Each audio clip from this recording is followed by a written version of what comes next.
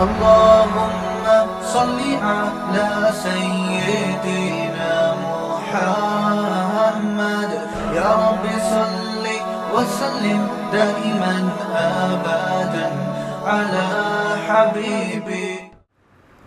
کل ایک صاحب مجھے ملے اور بیچارے بہت پریشان تھے.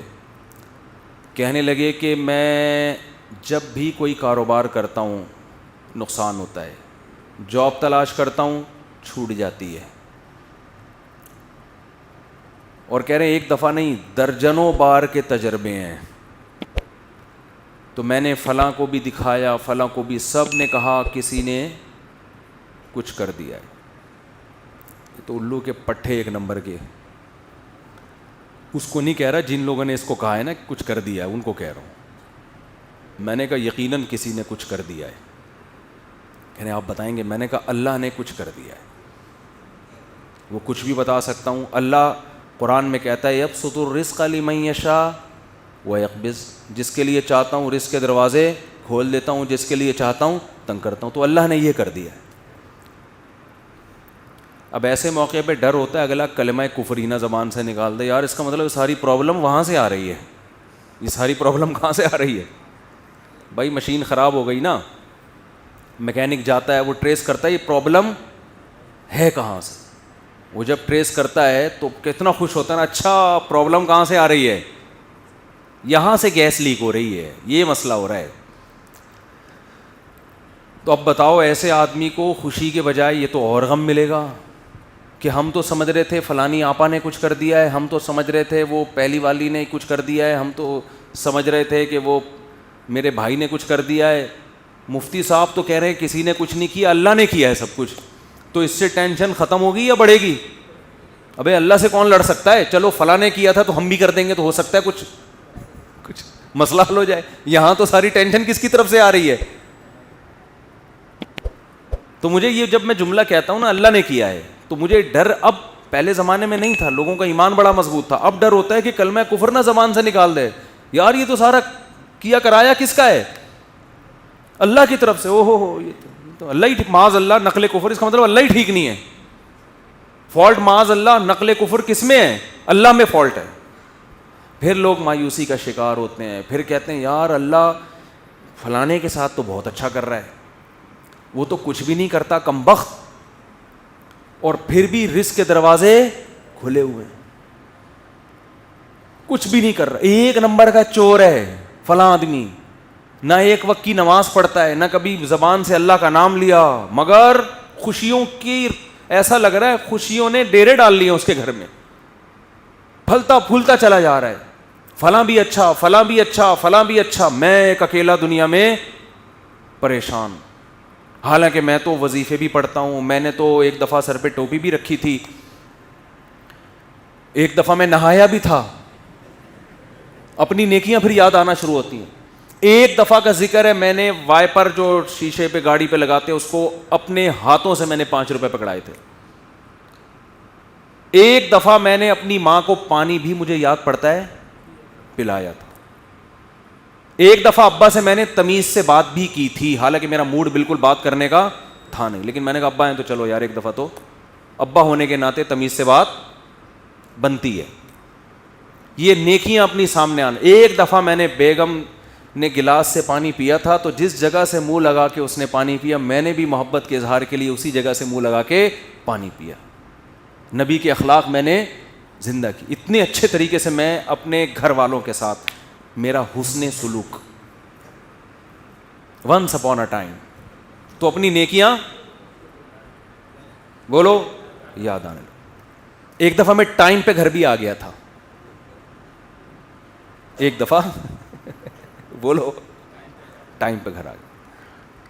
جتنی دیر میں بیوی سے شادی سے پہلے موبائل پہ بات کرتا تھا, شادی کے بعد ایک دفعہ میں نے 10 سال میں ایک دفعہ اس سے اتنی دیر فیس ٹو فیس بات کی ہے, اور برداشت بھی کیا. تو اپنی نیکیاں یاد آنا شروع ہو جاتی. میں نے مسجد کے ڈبے میں ایک دفعہ پیسے ڈالے تھے, تو جب انسان کہتا ہے یار میں نے تو یہ بھی کیا, میں تو اتنا اچھا, میں تو اتنا نیک, میں تو یوں بھی, اور میرے ساتھ ٹینشنیں ہی ٹینشنیں, اور دوسرے کچھ بھی نہیں کر رہے, وہ تو مسجد کے ڈبے چوری کرتے ہوئے پکڑے گئے ہیں, ٹھیک ہے نا. بیویوں کو مارتے ہیں, پیٹتے ہیں, ماں سے اچھا سلوک نہیں, باپ سے اچھا سلوک نہیں, ان کے ہاں رزق کی ریل پیل. تو اس کا مطلب معاذ اللہ نقل کفر نباشت. فالٹ کہاں ہے؟ فالٹ تو معاذ اللہ اللہ میں, اللہ ہی ٹھیک. وہ منہ سے بول بھی رہے ہوتے ہیں, پتہ نہیں اللہ کو میں ہی ملاؤں. ایک صاحب کے بچے کا انتقال ہو گیا, بہت عرصے بعد ان کو اولاد ملی بیچاروں کو, چھوٹا بچہ تھا اس کا, وہ اللہ نے اٹھا لیا. غم ہوتا ہے انسان کو, داڑھی بھی ہے, نماز بھی پڑھتے ہیں. ایک دن کہنے لگے مجھے یار پتہ نہیں اللہ کو میرے ساتھ کیا مسئلہ ہے, اللہ تعالیٰ معاف فرمائے, ایسی باتیں نقل کرتے ہوئے بھی ڈر لگتا ہے. کہتے نہیں اللہ کو میں ہی ملا ہوں, کوئی اولاد ہو ہی نہیں رہی تھی, اتنے عرصے بعد دی ہے تو اللہ نے بچہ اٹھا لیا. تو یہ بھی حالت ہوتی ہے لوگوں کی. تو خوب سمجھ لو, بہت اچھی طرح سے بات سمجھو. یہاں آپ سے چند ٹیکنیکل قسم کے فالٹ اللہ میں نہیں ہے, فالٹ کس میں ہے؟ فالٹ آپ میں ہے. آپ نے اپنے آپ کو زمین کا باپ سمجھ لیا ہے. آپ پہ آپ کی مرضی بالکل بھی نہیں چلے. یہ اللہ کو بالکل بھی پسند نہیں ہے کہ آپ پہ آپ کی مرضی چلے. اللہ کہہ رہا ہے یبسط الرزق لمن یشاء, جس کے لیے میں چاہوں گا رزق کے دروازے کھول دوں گا. یہ نہیں کہ جس کے لیے آپ چاہو گے. آپ کہہ رہے ہو یار وہ چور اچکا, اور وہ تو 2 نمبر آدمی, اور وہ تو محنت بھی نہیں کرتا, اس کے لیے دروازہ کیوں کھل رہا ہے؟ بھائی وہ اس کے چاہنے سے نہیں کھل رہا. وہ کس کے چاہنے سے کھل رہا ہے؟ وہ اللہ کے چاہنے سے کھل رہا ہے. اور آپ اتنی محنت کر رہے ہو, رزق کا دروازہ نہیں کھل رہا, تو وہ اس لیے نہیں کہ وہ چاہتا ہے کہ آپ کے پاس پیسے نہ آئیں, یا فلانے نے بندش لگا دی ہے فلانا, وہ اللہ نہیں چاہ رہا آپ کے پاس آئیں. اب یا تو اللہ سے لڑ لو. بھائی اگر کوئی پیسے آپ کے پاس لے کر آ رہا ہے, وسیم بھائی درمیان میں ڈبہ, نوٹوں کا ڈبہ چھین کے بھاگ گئے, وہ پیسہ آپ تک آنے نہیں دے رہے, تو آپ کس سے لڑو گے؟ وسیم بھائی سے لڑو گے. جو رکاوٹ بن رہا ہے اس سے لڑو گے نا. تو کیا اللہ سے لڑ سکتے ہو؟ بولو نا بھائی کیا ہو گیا. سامنے آپ گڑ گڑا سکتے ہو. اب مسئلہ یہ ہوتا ہے, لوگ کہتے ہیں ہم تو گڑ گڑا کے بھی ہم نے دیکھ لیا, پھر بھی بولو نا بھائی کیا ہو گیا یار, بول کیوں نہیں رہے؟ پھر بھی گڑ گڑا بھی لیا. 27ویں رات کو بھی میں نے مسجد میں ایک دفعہ گیا تھا, میں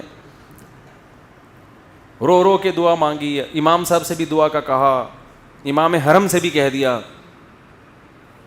جیبیں دکھا تو میرا تو موبائل پڑا ہوا ہے, کہہ رہے پیسہ, پھر بھی نہیں آیا. مجھے بالکل بھی پسند. وہ کہتے ہیں پھر مجھے ہمیں یہ طریقہ بالکل بھی پسند نہیں آیا. تو بھائی آپ ابھی تک اپنے آپ کو اللہ کا غلام سمجھ ہی نہیں رہے ہو. ایکسکیوز می سر, میں ان سے کیا کہتا ہوں, آپ اپنے آپ کو ابھی تک سمجھ ہی نہیں رہے ہو. دیکھو چند چیزیں پیدا کرنی پڑیں گی آپ کو, اس کے بغیر آپ کو بات سمجھ میں آئے گی نہیں. پہلی بات, جس کے پاس بہت دولت ہے نا, خوشحالی ہے, اس کو خوش قسمت سمجھنا چھوڑ دو. سمجھ رہے ہو؟ یہ جو اس پہ رشک آ رہا ہے ہائے, کیونکہ لوگوں کو ایک غم یہ ہے کہ میرے پاس پیسے نہیں ہیں, ایک غم یہ کہ پھر جب میرے پاس نہیں تو پوری قوم کے پاس نہیں ہونے چاہیے نا, دوسرے کے پاس پتہ نہیں کہاں سے آئے چلے آ رہے ہیں. اپنے دوستوں میں بیٹھتے ہیں نا, وہ کہتے ہیں یار ہمارا افغانستان کا ویزا نہیں لگ رہا, اس کا ٹھک کر کے امریکہ کا ویزا لگ گیا پہلے انٹرویو میں. ہمارا بنگلہ دیش کا نہیں لگ رہا, اور یہ ٹھک کر کے. ایسے بھی ہوتا ہے, لوگ ایمبیسی جاتے ہیں جاب کے, وہ امریکہ جانا چاہتے ہیں اور آسٹریلیا جانا چاہتے ہیں, لائن میں کھڑے ہوئے ہیں, فیل. دوسرے کی نہ کوئی بینک اسٹیٹمنٹ نہ کوئی, ایسے ہی وہ گیا اور ٹھک کر کے. ایسے میں نے دیکھے ہیں بھائی, امریکہ کا ایمبیسی گئے, ٹھک کر کے ویزا لگا. بھائی جو اس کو جہاز میں بٹھانے جا رہے ہیں نا, ایسا رو رہا تھا کہ یار کتنا خوش قسمت انسان. صحیح ہے نا. ایک صاحب اپنے دوست کو جہاز میں بٹھا کر ہے, اس کا امریکہ کا ویزا لگ گیا. اس کی 3 دن تک نیند نہیں آئی ہے اس کو, اس غم میں کہ یار اتنے خوش قسمت انسان اور میں کتنا بدقسمت. اپنے بارے میں وہ یہ سوچ رہے ہیں.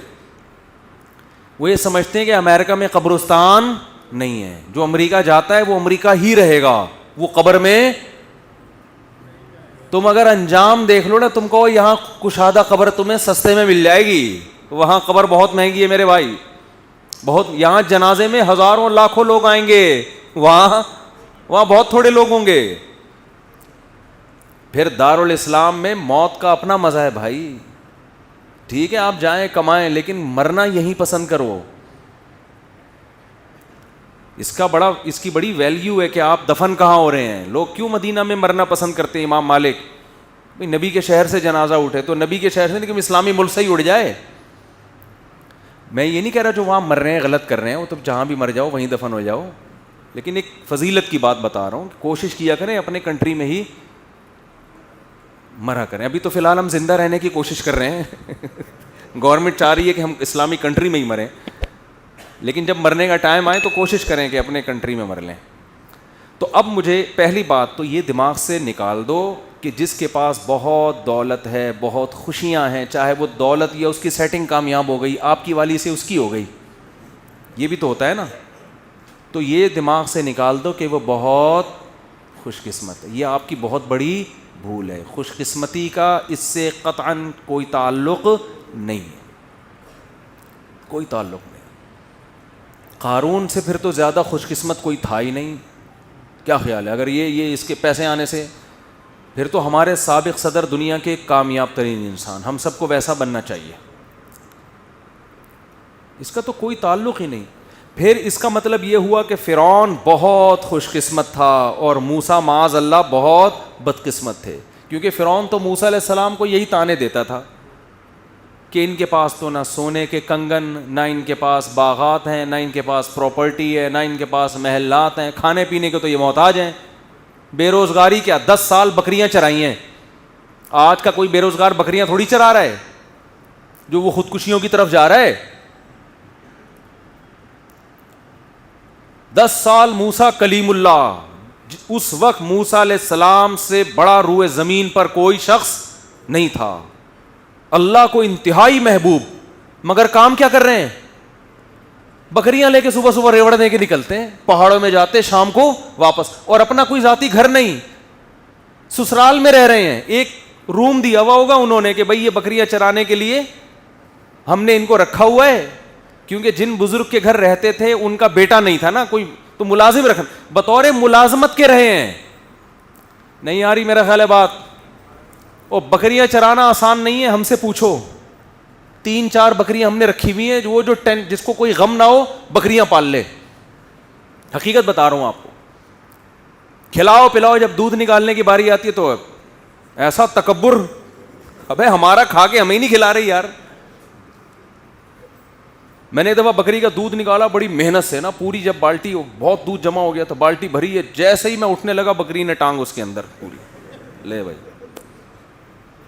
ہم نے کہا اب تم ہی پی لو بھائی. 10 سال کیا کام کیا ہے؟ اپنے ماں باپ سے دور، اپنے بہن بھائیوں سے دور، مدین میں بے روزگار. ایک روزگار ملا ہے اور وہ بھی کتنا ٹف. اور موسیٰ کی پرسنالٹی دیکھو، یہ وہ ہے جس کے ذریعے اللہ مصر میں انقلاب لے کر آئے گا، اور جس کا ذکر آسمانی کتاب قرآن میں سب سے زیادہ کرے گا، نام لے لے کے. قرآن میں جتنا موسیٰ کا نام استعمال ہوا اتنا کسی کا نام استعمال نہیں ہوا. کام کیا ہو رہا ہے؟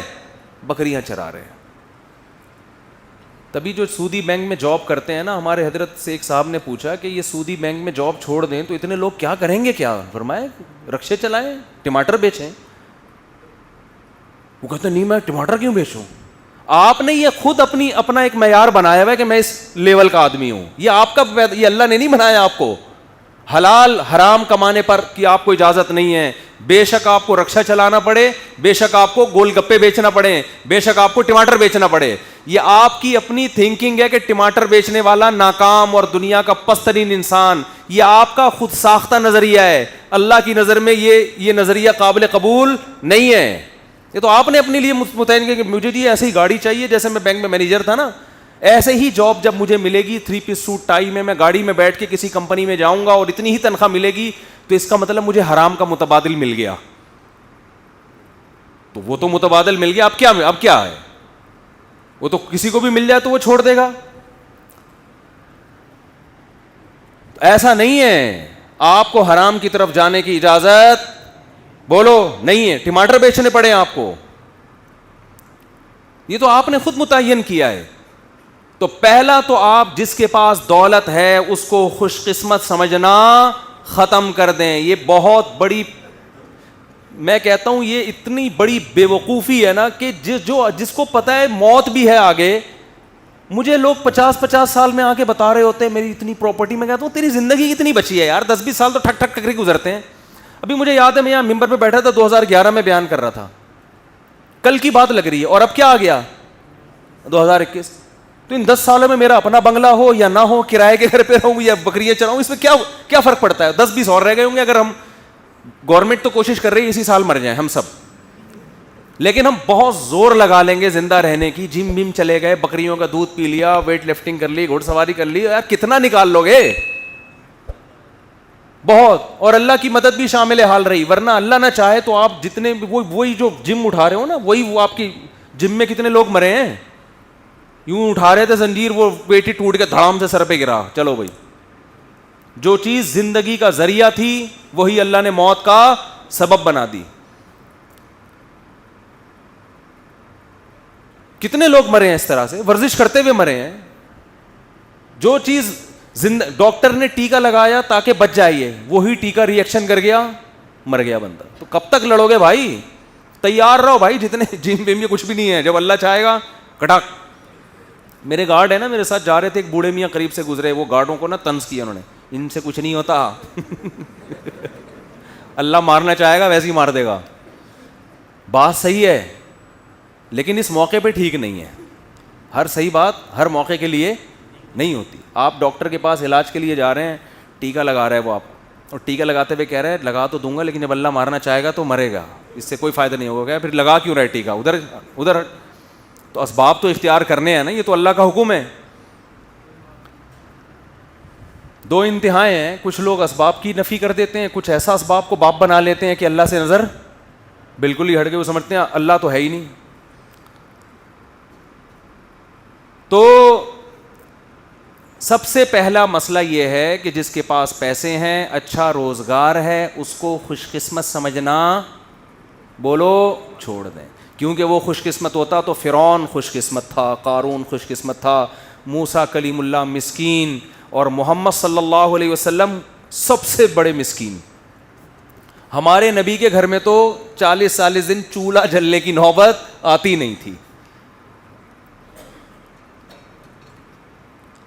لیکن اس جہاں کا سردار اللہ نے کس کو بنایا؟ سید الانبیاء محمد صلی اللہ علیہ وسلم.